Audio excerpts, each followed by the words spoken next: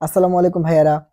হাজারী স্যারের অনুশীলনীতে যেসব প্রশ্ন ভুল দেওয়া আছে বা যেসব প্রশ্নের উত্তর একটু কন্ট্রোভার্সিয়াল, সেগুলো যদি মেডিকেল, ডেন্টাল, এফএমসি অথবা বিভিন্ন ভার্সিটিতে আসে, তাহলে ভাইয়া আমি কোনটা দাগাবো? আমি কি ভুলটা দাগাবো, নাকি সঠিক যে উত্তরটা হবে সেটা দাগাবো?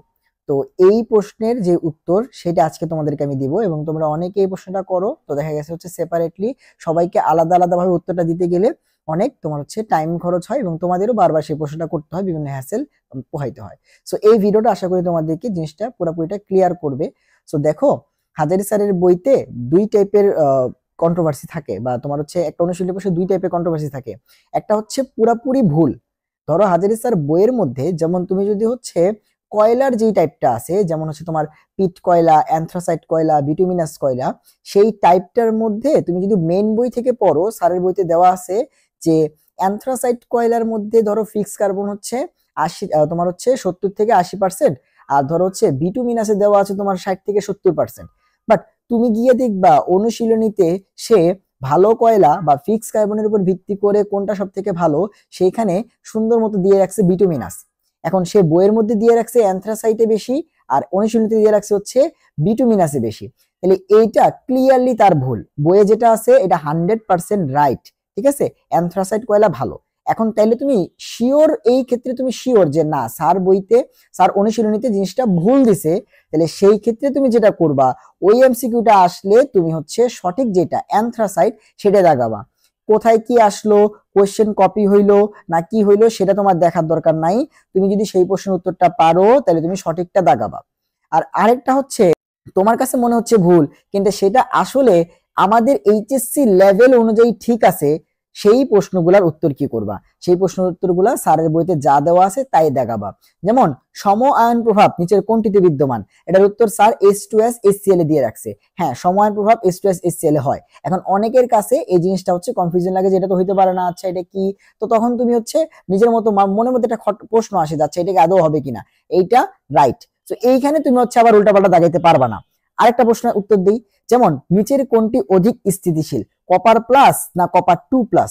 তো ইলেকট্রন বিন্যাস করলে অ্যান্সারটা কপার প্লাস আসে, কিন্তু তুমি যদি এমনি ওভারঅল জিনিসটা চিন্তা করো, তাহলে অ্যান্সারটা আসবে কপার 2+। আমি আবারও বলতেছি যে ইলেকট্রন বিন্যাস করলে তোমার কাছে আপাত দৃষ্টিতে মনে হবে কপার প্লাস অ্যান্সার, কিন্তু অ্যান্সার হবে কপার 2+, কারণ ওভারঅল এই স্টেবিলিটি বা স্থিতিশীলতা অনেক কিছুর উপর নির্ভর করে। সেটা বিভিন্ন দ্রবণে হাইড্রেশন এনার্জি, আরো অনেক ফ্যাক্টরের উপর ডিপেন্ড করে। বাট আমাদের লেভেলে যেহেতু আমরা ইলেকট্রন বিন্যাস দিয়ে শিখছি, তাই আমাদের কাছে অ্যান্সারটা কপার প্লাস মনে হয়। কিন্তু স্যারের বইতে অ্যান্সারটা কপার 2+ দেওয়া আছে, এই বুঝে যে বিভিন্ন দ্রবণে বা অ্যাকুয়াস সলিউশনে কপার প্লাস আগে ভেঙে যায় কপার 2+ এর থেকে, তাই স্টেবিলিটি কপার 2+ এর বেশি, এবং অ্যান্সারটা দেখবা কপার প্লাস না দিয়ে কপার 2+ দেওয়া। সো এটা কারেক্ট, এটা রাইট অ্যান্সার দেওয়া আছে। সো কথা যে ভাইয়া কোনটা রাইট এবং কোনটা রং সেটা আগে বুঝতে হবে, এবং এরপরে যদি তুমি 100% শিওর যে না এমসিকিউটা ভুল, তাহলে তুমি যেটা সঠিক সেটা দাগাবা। আর যদি তোমার কাছে এরকম কোন এমসিকিউ থাকে, তোমার কাছে মনে হইতেছে ভুল, বা অমুক ভাইয়া বলছে ভুল, কিন্তু আসলে ওই জিনিসটা কারেক্ট, ওটা তুমি যাচাই করবা যেটা আসলে কি, দেন তুমি কি করবা, স্যারের বইতে যেটা দেওয়া আছে সেটাই দাগাবা। আর ভুল থাকলে ভুলটা দাগাবা না, সঠিকটাই দাগাবা। অনেকে বলো যে মেডিকেল আসছে, তাহলে আমি স্যারের বই থেকে তো কপি হয়েছে, যেমনি আসো অমনি দিন। নো, তুমি একদম রাইটটা দাগাবা, সঠিকটা দাগাবা। কোনো টিচার মেডিকেল পরীক্ষার খাতা দেখে নাই, তো সে এসে বলতে পারবে না, বা সে এসে তোমাকে 100% শিওরিটি দিতে পারবে না যে মেডিকেলে ভুলটাই অ্যান্সার হিসেবে তোমার গ্রহণ করে। মেডিকেলে যে টিচাররা প্রশ্ন করে, তারা কি পড়ালেখা পারেই না? একদমই পারে না। তোমরা এরকম মনে করো তারা কি আন্দাজে প্রশ্ন করে? এরকম কিছু কিন্তু না। তো তারা আসলে চিন্তা ভাবনা করে প্রশ্ন করে না, এটা তুমি কেমনে তুমি গ্যারান্টি দিলা? বা ভুলটাই যে তারা অ্যান্সার হিসেবে দেয়, এটা তুমি কেমনে শিওর হইছো? কার থেকে শিওর হইছো?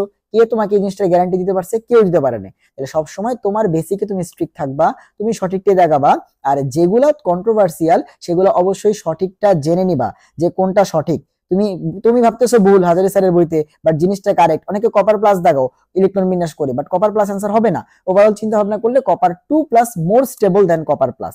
তো এই জিনিসটা, এই দুটো জিনিস তোমাদের কনফিউশনটা ক্লিয়ার করলাম যে কখন আমরা কি করব। পুরাপুরি ভুল থাকলেও আমরা সঠিকটা দেখাবো। আর যদি তোমার কাছে মনে হয়েছে ভুল বাট আদতে জিনিসটা রাইট, সেটা তুমি অবশ্যই যাচাই বাছাই করে নিবা। আন্দাজে তুমি ভুল ধরে বসে থাকবে না। ঠিক আছে, তাহলে আশা করি তোমাদের প্রশ্নটা এবং প্রশ্নের উত্তরটা তোমরা হচ্ছে ক্লিয়ারলি বুঝতে পারছো।